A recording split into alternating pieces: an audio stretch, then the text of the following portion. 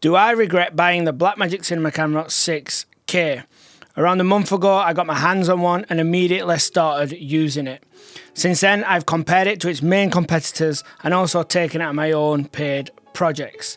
It's been a bit of a roller coaster with some good moments and some not so good moments. So in this video, I want to tell you what issues I face and whether you should consider actually buying one.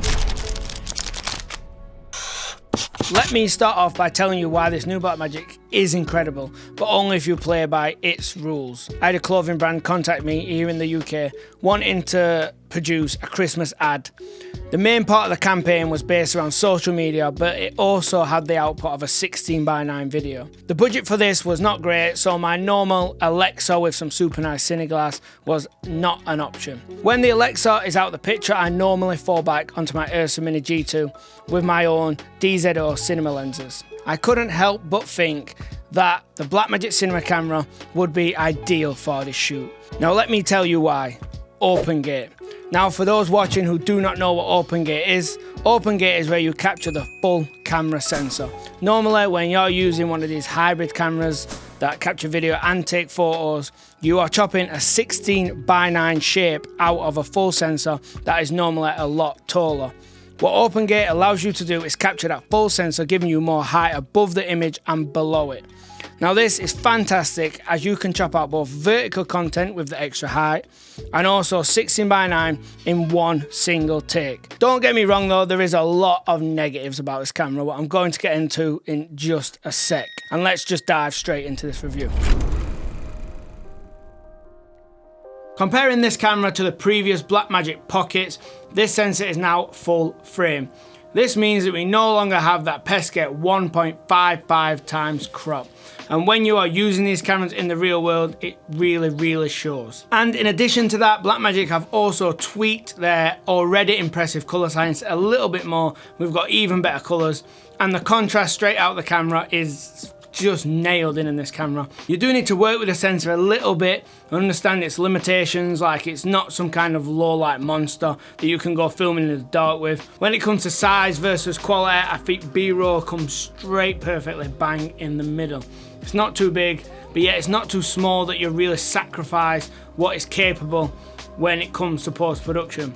And to top that off, it's super great on your system how it utilizes GPUs. It now automatically generates proxies.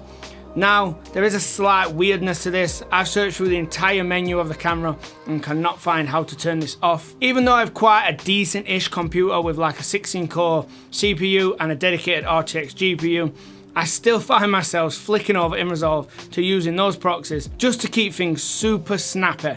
And then anytime I want to do any color work or anything like that, I just undo the proxies and it's so seamless you don't even think about it. To put it simpler, when it comes to image quality and post-production workflow, this camera is pretty much unrivaled around this price point and almost mixes it with super expensive high-end cameras in that kind of territory. We also have the new L mount now on the camera, what for me is better in every way than the old EF mount. Don't get me wrong, I own plenty of EF lenses that I still use. I'm using an adapter and it works great. Sooner or later we was always going to have to move over to a mirrorless mount to allow technology to move forward. So the fact that Blackmagic chose to go L mount and not RF mount for me is a massive win. Another massive advantage now it's got the L mount is the ability to mix this into bigger productions. Getting a PL mount on the Pocket was a whole thing. You had to send it off or receive a kit, take off the whole front, and once you did it, it was kind of super hard to reverse. You can get some really strong, well-made adapters. I've been using a Sigma one that I picked up second-hand and it feels excellent. One weird thing I did notice and I need to do more testing on was that I was shooting OpenGate and I found myself jumping into Super 35 just to get a bit more reach out my lens. And I noticed that in the shadows, the noise actually cleaned up. The Super 35 mode in this camera is exceptional. The way it just does not feel like you're cropping in on a sensor is just great. It comes in 4:3 shape and it allows you to in a pinch just punch into that lens and know that you're still getting an incredibly sharp, detailed image. The rolling shutter improves massively, so my advice would be that if you're doing any fast whip pans or anything like that, or even kind of sports work, definitely shooting Super 35 on this camera. Fixed pattern noise. Now this has plagued Blackmagic cameras for decades at this point, and I just don't think they're ever truly going to get rid of it. When I initially received this camera, I thought the shadows were super clean, and that's because I only shot in 400 ISO, 200 ISO, and 1250 ISO. 400 for outdoor shots with ND filters on. I will use 200 for indoor shots when I've got controlled lighting, and then I will use 1250 ISO when I need more light or I'm trying to get the best out in a dark situation. You could use 3200 ISO as this is the native for the second range, but I would advise against this as it's not that clean. Getting back to the fixed pattern noise, this is when the noise in your image starts to form patterns.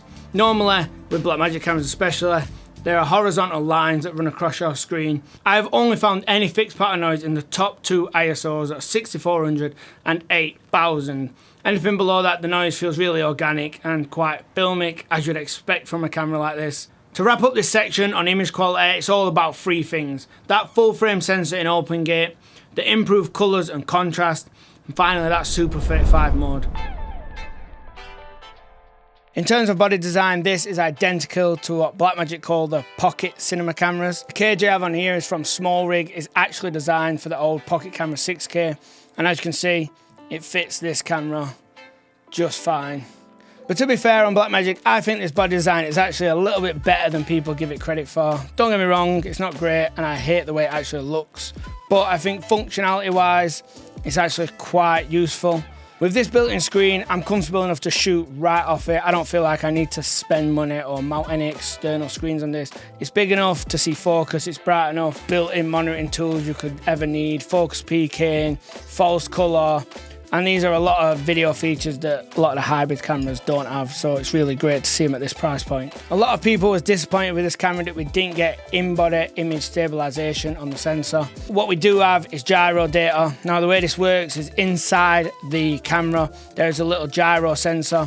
What this does is it captures data inside of the footage, and then later when you come into DaVinci Resolve, it allows you to stabilize the footage off of the data recorded. Something else that was very disappointing about the release of this camera was the lack of built-in ND filters. Now, I love built-in ND filters. They are an absolute game changer when it comes to being shooting outdoors. What we do have is an OLPF filter. Now, OLPF filter stands for optical low pass filter, or some people call it an anti-aliasing filter.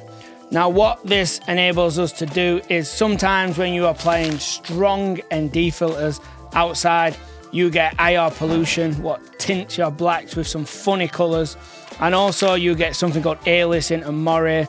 That is like on shirts when you get that really fine pattern. At the very top here we have a 3.5mm jack with a headphone out to monitor that audio. Underneath that, we have a full-size HDMI output. Down to the last section, we have a USB-C capable of capturing to an SSD or any kind of fast hard drive. Finally, at the bottom, we have a 12-volt locking power connector. Now, this is a massively underrated feature that not a lot of people think about when using these cameras. Sometimes you plug them in on those mirrorless cameras and the battery still depletes, but just at a slower rate. So to have a locking power connector that you can just plug in and forget about, that no one's going to yank it out or kind of trip it out. And that is why I think a lot of people use these cameras on kind of live productions and longer kind of podcasty stuff, as you can just plug them in, whack an SSD in and forget about it. And to top it off, the last 2 inputs here are audio inputs. They are XLRs. For the price point and size of this body, to even considering we have 2 XLRs and phantom power available is kind of unheard of. Coming on to the bottom, another underrated feature is we have 2 screw mounts. Now the amount of hybrid and mirrorless bodies, what are all around the price range of this camera, just have 1 screw point at the bottom. You screw on a tripod plate and then before you know it, it's getting loose and spinning off. It's super annoying. Also makes mounting cages on the body a lot more sturdy as you have multiple mounting points instead of 1 singular mounting point. Blackmagic sell this, that as you can see here, these pins touch to the bottom of the camera. It's almost just like you're screwing on 3 times the battery life. What's quite cool because you don't have to take out the battery internally. Filming in 6K open gate with a fully charged battery, continuously rolling, and I got 1 hour and 14 minutes. So once you add on the extra battery grip with 2 fully charged batteries and the one that stays in the camera internally, you can get 3 to 4 hours battery life. Across the top here, you have an on and off power switch. Next, you have 3 function buttons that you can set to whatever you like. Come around to the front, you have dedicated ISO, shutter speed and white balance buttons. Then you have a record button and a photo button. These cameras do allow you to take photos, but it's definitely not a great experience. Next to that, you have a little jog wheel. Now this allows you to quickly change whatever you're selected on. There is another record button on the front just here that I've never seen anyone use. No idea why it's there, so stupid. This top one is like an auto exposure button that steps down your lenses. Next is like a one-shot autofocus. This camera does not have continuous autofocus. Next is a quick button for high frame rate, so this allows you to jump back to whatever your last off-speed frame rate was, whether that's 48 frames per second or 50, 60. Below that is a focus button. This allows you to punch in just to check critical focus. Below that is the menu button. And finally, you have playback to watch your clips back that you have recorded. Finally, when it comes to operating and using the menus for this camera, this is really where Blackmagic shine. They are really top of their class when it comes to how easy the menu is to operate. When it comes to frame rates and resolution of this camera, it can be quite confusing.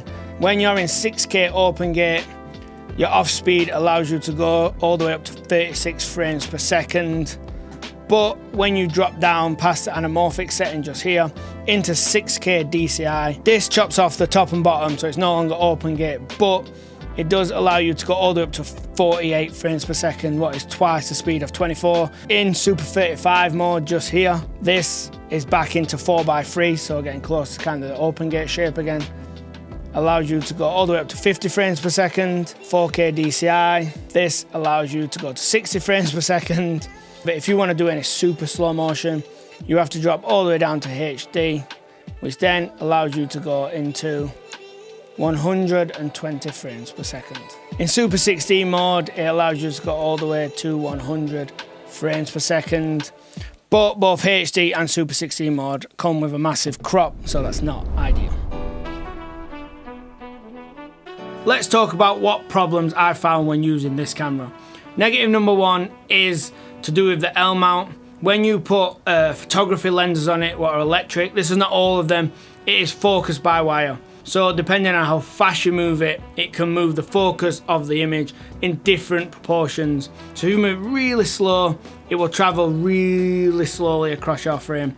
If you move it really fast, it might jump a massive amount, but on both situations, you've done the same amount of movement on the lens. I think this can be fixed in a firmware update from Blackmagic because the Lumix S5 II that I'm shooting on right now has a setting inside the camera that allows you to tell all lenses to behave as linear. Another negative is the rolling shutter in open gate is quite bad. I would say if you film anything remotely fast paced, it is too bad. But if you're someone who controls their shots and uses steadicams, gimbals, dollies, whatever kind of smooth motion, then it's fine. If you're going to Super 35 mode, it is actually fine. Even if you're going to be filming fast-paced stuff, we now have the second use case for that gyro data inside the Blackmagic, and that is to correct rolling shutter. As far as I am aware, this is the first ever time you've been able to correct rolling shutter in post-production. Well, super cool. And sometimes it acts a bit weird where some parts look really bad and then it's corrected other parts. And the last negative is not something I've personally experienced, but I have had 2 different people mention this. Someone commented on one of my community posts and someone else hit me up on Instagram to show me that they have sensors that smear. When you're first looking for this, it's not super easy to spot. If you have like a bright window in shot and say like an underexposed wall, if you lifted the shadows on the wall, it looks like the window is smearing across the frame. From what I've heard online, this is an actual sensor issue, but Blackmagic will replace this, or your retailer should. Make sure that you film like a high contrast situation, extremely lift up those shadows and just see if you can see any like banding or smearing. Just a word of warning to check for that, as there seems to be a bit of quality control going on here. As you'll probably gather by now, I do not regret buying this camera. Is this camera perfect? Absolutely not. But no camera is. I've never once found any camera I've used without faults. And this particular Blackmagic fits into my workflow really well, with already owning the L mount lenses, already using DaVinci Resolve, already loving B-roll and the proxy workflow Blackmagic I've implemented. I can easily recommend this camera to anyone whose budget is like $3,000 and below. If you're getting above that, there is definitely better cameras and you should probably look somewhere else. But if you're stuck between $3,000 and below and your number one priority, this bit's quite important, if your number one priority is image quality, not functions, not features, not low light or stabilization, if you are just after the best image quality, then this is definitely the camera for you. If you already own a Pocket 6K or 6K Pro, you should probably not upgrade and just wait for the next Blackmagic that's probably here within the next 12 months. If you own like an S5 II or some sort of mirrorless Sony, what's around this price point, I would just wait for now until the next Blackmagic drops. If you're doing enough client work and projects to justify this camera financially, then you should 100% upgrade or just buy it. At this price point, this camera has the best image, period. And if we're not spending money to get better image quality, then why are we spending money at all? And the biggest change and most important factor when it comes to using this new Blackmagic camera is getting the right L-mount lenses. So if you want to know the best L-mount lenses for video, watch this video here.